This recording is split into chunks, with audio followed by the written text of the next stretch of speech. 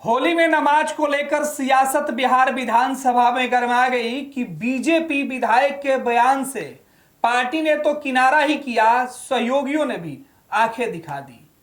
मामला विपक्ष के हाथ में है तो विपक्ष ने भी जमकर कोसा। हमारे साथ हमारे वरिष्ठ सहयोगी विवेकानंद जी हैं, समझेंगे कि चुनाव के वक्त इस तरीके के बयान के मायने क्या हो सकते हैं और इसके समर्थन और विरोध का क्या सियासी फंडा हो सकता है। विवेका जी, जिस तरीके से होली और नमाज को लेकर बातें कही जा रही है, चुनावी साल है, ऐसे में बीजेपी जहां हिंदुत्व की बात कर रही है, वहीं राष्ट्रीय जनता दल और जेडीयू, सबसे बुरा हाल तो जेडीयू का है, न वो विरोध कर पा रही है और ना ही समर्थन खुल के कर पा रही है। देखिए, तीनों की अपनी अपनी राजनीति है। चूंकि बिहार में विधानसभा के चुनाव होने हैं और भारतीय जनता पार्टी का एजेंडा हिंदुत्व है, उसी एजेंडे को आगे बढ़ाते हुए आज हरिभूषण ठाकुर बचौल जो 20वीं विधानसभा क्षेत्र से चुनाव जीतते हैं और उस विधानसभा क्षेत्र की जो राजनीति होती है, उसी राजनीति को आगे बढ़ाते हुए आज उन्होंने ये बातें कही। तो भारतीय जनता पार्टी का तो एजेंडा ही वही है, उसी एजेंडे के तहत आगे बढ़ती है। और आरजेडी का जो एजेंडा है, उस एजेंडे पर तेजस्वी यादव आगे बढ़ते हुए बचौल के बयान का कड़ा प्रतिकार किया। शब्दों की मर्यादा टूट गई, शब्दों की मर्यादा कह सकते हैं, बाप तक बात आ गई। तो और सबसे जो संकट की घड़ी होती है वो नीतीश कुमार की पार्टी। नीतीश कुमार की पार्टी हिंदू और मुसलमान दोनों की बात करती है।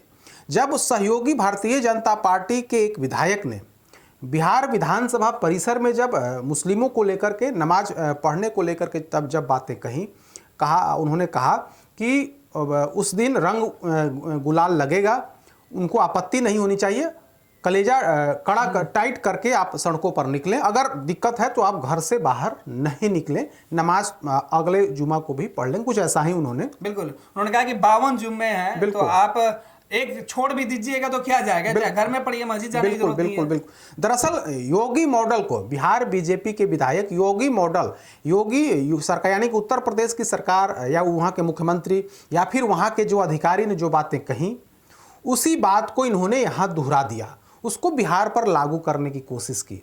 बचौल अपनी जगह पर थे, वो पार्टी का एजेंडा या यूं कहें कि योगी का एजेंडा बिहार में उसको बताने की कोशिश कर रहे थे। लेकिन उनके बयान के बाद आरजेडी तो आक्रामक हुई ही, तेजस्वी यादव ने उनके बाप तक की बात कर दी, वो अलग बात है। लेकिन सहयोगी पार्टी जेडीयू भी भारतीय जनता पार्टी के साथ खड़ी नहीं हुई। बचौल जो आज दिन भर चर्चा में रहे, उनके बयान की कड़ी निंदा सहयोगी दल की तरफ से यानी कि जेडीयू की तरफ से की गई। अशोक चौधरी ने सीधे तौर पर उनके बयान को खारिज कर दिया और कहा कि बिहार में सब लोग बराबर हैं। हमारे नेता नीतीश कुमार जो बिहार के मुख्यमंत्री हैं, उनके लिए सब लोग हिंदू हों चाहे मुसलमान हों, चाहे किसी भी जाति वर्ग धर्म के लोग हों, सरकार के लिए, शासन के लिए सब लोग बराबर हैं, उसमें कहीं कोई हिंदू मुस्लिम की बात नहीं है। बचौल के बयान पर उन्होंने कड़ी आपत्ति दर्ज की। भारतीय जनता पार्टी के भी विधायकों ने खुल करके उनका समर्थन देते हुए नहीं दिखे।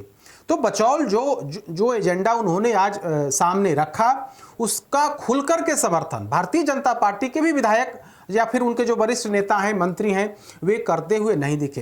तो सबसे संकट जो है वो जेडीयू के लिए है। जेडीयू ने सीधे तौर पर बीजेपी पर हमला नहीं बोला, जेडीयू सिर्फ एक विधायक पर कहीं ना कहीं उनको टारगेट करने की कोशिश की और बताने की कोशिश की कि बचौल की जो बातें हैं, उनका जो बयान है, उसका हम समर्थन नहीं करते। लेकिन भारतीय जनता पार्टी का जो नेतृत्व है या फिर जो उनके वरिष्ठ नेता हैं, उनके बयान का खंडन नहीं कर रहे हैं। भले ही उस बात पर कुछ बोल नहीं रहे, उनके बयान पर कुछ बोल नहीं रहे, लेकिन उस बात का खंडन नहीं कर रहे हैं, यानी कि कहीं ना कहीं भारतीय जनता पार्टी अपने विधायक के साथ है। लेकिन बिहार में चूंकि एनडीए की सरकार है, भारतीय जनता पार्टी सबसे बड़ी पार्टी है सदन के अंदर और नीतीश कुमार मुख्यमंत्री हैं और जेडीयू भारतीय जनता पार्टी के विधायक के समर्थन के इस स्टैंड का समर्थन कर ही नहीं सकती है, क्योंकि नीतीश कुमार दावा करते हैं या फिर उनकी सरकार कहती है कि उनके लिए सब लोग बराबर हैं।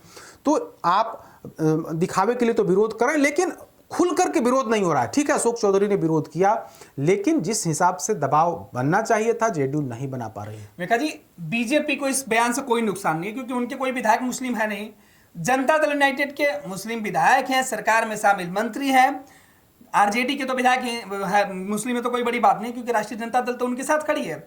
सबसे जो स्थिति विधानसभा के अंदर जनता दल यूनाइटेड की इसलिए भी खराब हो रही है कि वो विरोध कैसे करे, क्योंकि उनके अपने लोग हैं, और बीजेपी को नाराज कैसे करे, बीजेपी विधायक को दंडित करके, सवाल तो यही उठता। और दूसरी तरफ बीजेपी नीतीश को नाराज नहीं करना चाहती है, इसलिए खुलकर वो बचौल का समर्थन नहीं कर पा रही है। बिल्कुल नीतीश कुमार की पार्टी जेडीयू के लिए भी संकट है, तो भारतीय जनता पार्टी के लिए भी है संकट। बिल्कुल। आप भाजपा के एक जो फायर ब्रांड नेता हैं, हिंदुत्ववादी चेहरा जिनको माना जाता है, कहा जाता है गिरिराज सिंह के बाद अगर कोई फायर ब्रांड नेता है बिहार में तो हरिभूषण ठाकुर बचौल हैं, और बिस्फी क्षेत्र से भी आते हैं। कहा जाता है कि वहाँ हिंदू मुस्लिम होता है और हिंदुओं का वोट लेकर कहीं ना कहीं बचौल चुनाव जीतते हैं। तो उनका एजेंडा है, वो भारतीय जनता पार्टी के एजेंडे को आगे बढ़ा रहे हैं, तो पार्टी उनके बयान को खारिज नहीं कर रही है। उस मुद्दे पर बीजेपी के बड़े नेता बोल नहीं रहे। अगर मौन भी हैं तो समझ सकते हैं कि बीजेपी उनका समर्थन इंटरनल समर्थन है। चूंकि खुलकर बोलने की स्थिति में बीजेपी इसलिए नहीं है क्योंकि बिहार में चुनाव होने हैं। भारतीय जनता पार्टी का जो नेतृत्व है नीतीश कुमार को नाराज नहीं करना चाहता है, तो वैसी स्थिति में बचौल के बयान को न तो स्वीकार न तो खारिज, तो बीजेपी का अपना स्टैंड है। अब आइए जेडीयू पर। जेडीयू के नेता बार बार इस बात को कहते हैं, नीतीश कुमार बार बार इस बात को कहते हैं कि हम सबके लिए काम करते हैं, हमने मुस्लिमों के लिए, मुस्लिम वर्ग के लिए काफी काम किया। पूर्व की सरकार सिर्फ वोट लेते रही, आज भी आरजेडी के लोग वोट लेते हैं मुसलमानों का, लेकिन जब उन्हें पावर मिला, जब उन्हें कुर्सी मिली, तो मुसलमानों को सिर्फ वोट बैंक समझा गया। उनका वोट लेकर के अपने परिवार का विकास किया गया, अपने परिवार की बात करी गई। तो यह नीतीश कुमार का है। लेकिन हकीकत यही है कि चाहे नीतीश कुमार जो भी दावे कर लें, चाहे नीतीश कुमार मुसलमानों के लिए जो भी योजनाएं ला दें, चाहे वो विकास को लेकर के जो भी काम कर लें, हकीकत यही है कि आज भी मुस्लिम की अधिकांश आबादी जो है कहीं ना कहीं आरजेडी, कांग्रेस जो महागठबंधन है उसके नज़दीक है, खास करके आरजेडी के नज़दीक है। लेकिन जेडीयू की यह रणनीति रही है कि मुसलमानों को हम नाराज नहीं करें, कुछ वोट ही अगर हमारी पार्टी को, हमारे कैंडिडेट को मिलता है तो वो प्लस पॉइंट है। तो जेडीयू मुसलमानों को नाराज नहीं करना चाहती है। यही वजह है कि जब आज हरिभूषण ठाकुर बचौल ने मुसलमानों को लेकर के होली में उन्हें घर से न निकलने की जब सलाह दी, तो नीतीश कुमार के करीबी मंत्री जो है अशोक चौधरी सामने आते हैं, जमा खान सामने, चूंकि जमा खान अल्पसंख्यक है, मुस्लिम है, तो स्वाभाविक है वो बोलेंगे। अशोक चौधरी ने खुल करके अपनी बात रखी है और सीधे तौर पर कहीं ना कहीं बीजेपी विधायक के इस बयान पर गहरी आपत्ति दर्ज की है, और यह भी कह दिया है कि हमारी सरकार, नीतीश कुमार की सरकार कोई हिंदू मुस्लिम नहीं करती है, सबको, बिहार में कानून का राज है, यहाँ सब लोग, कानून की नज़रों में सब लोग बराबर हैं, सरकार की नज़रों में सब लोग बराबर हैं, कहीं कोई इसमें विभेद नहीं है। रेखा जी, आखिरी बात कर लेते हैं कि तेजस्वी यादव, डर सता रहा है तेजस्वी को भी, नीतीश को भी, बीजेपी को भी। तेजस्वी यादव को डर सता रहा है कि अगर ऐसे मौके पर अगर हम मुस्लिम समाज के लिए खुलकर नहीं बोले तो नुकसान होगा। नीतीश कुमार को डर सता रहा है कि खुलकर अगर विरोध करते हैं तो गठबंधन टूट जाएगा। बीजेपी को डर है कि नीतीश नाराज होगा, सबको डर है। आरजेडी का डर क्या है?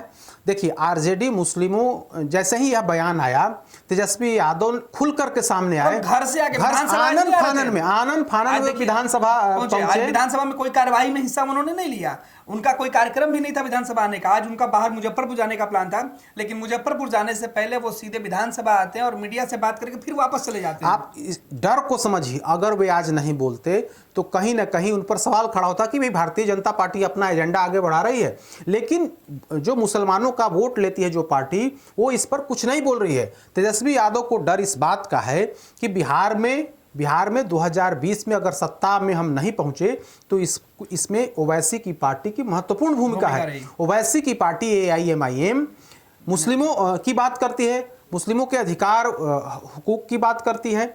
तो अगर हम इस वक्त मुसलमानों को लेकर के नहीं बोलेंगे तो स्वाभाविक है कि जो क्षेत्र है, कई खास करके मिथिलांचल है, सीमांचल है, उस इलाके के मुसलमानों में नाराजगी होगी। लिहाजा आनन फानन में बिहार विधानसभा पहुंचते हैं और बचौल के बयान का न सिर्फ खंडन करते हैं बल्कि कई आपत्तिजनक शब्द का भी प्रयोग, जैसे कि कहा जाता है कि बाप शब्द का प्रयोग किया, उस तरह की बातें भी की। उन्हें इस बात का डर था कि अगर नहीं बोलेंगे तो इसका सीधा फायदा ओवैसी की पार्टी एमआईएम को मिल सकता है, क्योंकि उनके जो विधायक थे वो खुलकर के इस पर बोल रहे थे, कड़ी नाराजगी आपत्ति दर्ज कर रहे थे और सिरे से मतलब आरजेडी को भी वो लपेटे में ले रहे थे कि आरजेडी वोट लेते रही है, लेकिन मुसलमानों की जब बात आती है तो आरजेडी, यही वजह है कि तेजस्वी यादव अपने आवाज़ से सीधे विधान सभा पहुंचते हैं और वहां पर पत्रकारों से बातचीत में बचौल के बयान का कड़ा प्रतिकार करते हैं, भारतीय जनता पार्टी पर सवाल खड़े करते हैं, माफ़ी मांगने की बात करते हैं, तरह तरह की बात करते हैं।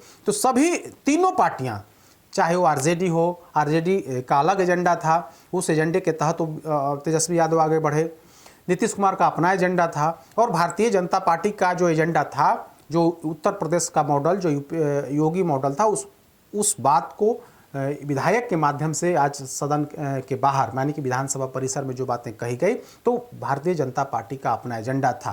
तो लेकिन डर बीजेपी को था कि अगर सब लोग हम लोग उनके बयान से साथ हो जाते हैं तो निश्चित तौर पर नीतीश कुमार नाराज होंगे, तो नीतीश कुमार की नाराजगी न हो, बीजेपी इसके लिए डरी हुई थी। बिल्कुल। तो आज बिहार विधानसभा में 3 चीजें एक साथ दिखाई पड़ी, एक होली, दूसरा नमाज और तीसरा डर। तीनों राजनीतिक दलों के होश उड़ा दिए। डर तेजस्वी को भी सता रहा है, नीतीश कुमार को भी सता रहा है और डर भाजपा को भी सता रहा है। किसी को वोट नहीं मिलने का डर, तो किसी को सत्ता चले जाने का डर, किसी को कुर्सी नहीं मिलने का भय सता रहा है। ऐसे में देखना है कि होली के नाम पर जो सियासत शुरू हुई है वो होली के दिन जुम्मे की नमाज पर जाकर किस तरीके से ठहरती है। फिलहाल उस पर हमारी नजर बनी रहेगी। बीजेपी के जो तेवर हैं फिलहाल तल्ख हैं, लेकिन नीतीश के आगे सरेंडर कौन करता है वो भी देखना होगा। तेजस्वी ने तो मोर्चा खोल दिया है, अब आखिरी जो उम्मीद है वो नीतीश कुमार से है, क्योंकि तेजस्वी यादव ने भी कहा है कि बीजेपी के ऐसे विधायक पर कानूनी मुकदमा होना चाहिए। जहां 27 वर्षों के सफर में 17,000 से भी अधिक छात्रों ने डॉक्टर एवं इंजीनियर बनकर भरे सफलता की ऊंची उड़ान, जहां साधारण छात्र भी झारखंड टॉपर्स बनकर बना रहे इतिहास। दूरदर्शी शिक्षाविद श्री विपिन सिंह के मार्गदर्शन में मेडिकल एवं इंजीनियरिंग के लाखों छात्रों के लिए आशा की किरण के रूप में गोल nations leading institute. Ayushman Bharat के तहत निशुल्क सर्जरी नेताजी सुभाष मेडिकल कॉलेज एवं हॉस्पिटल में, जनरल सर्जरी, नेत्र surgery, ENT surgery, ortho surgery, प्रसूति एवं स्त्री रोग सर्जरी की सुविधा आयुष्मान भारत के तहत उपलब्ध है। साथ ही बीमा कंपनी के द्वारा इलाज की सुविधा। NSMCH, अम्हारा, बिहटा, पटना।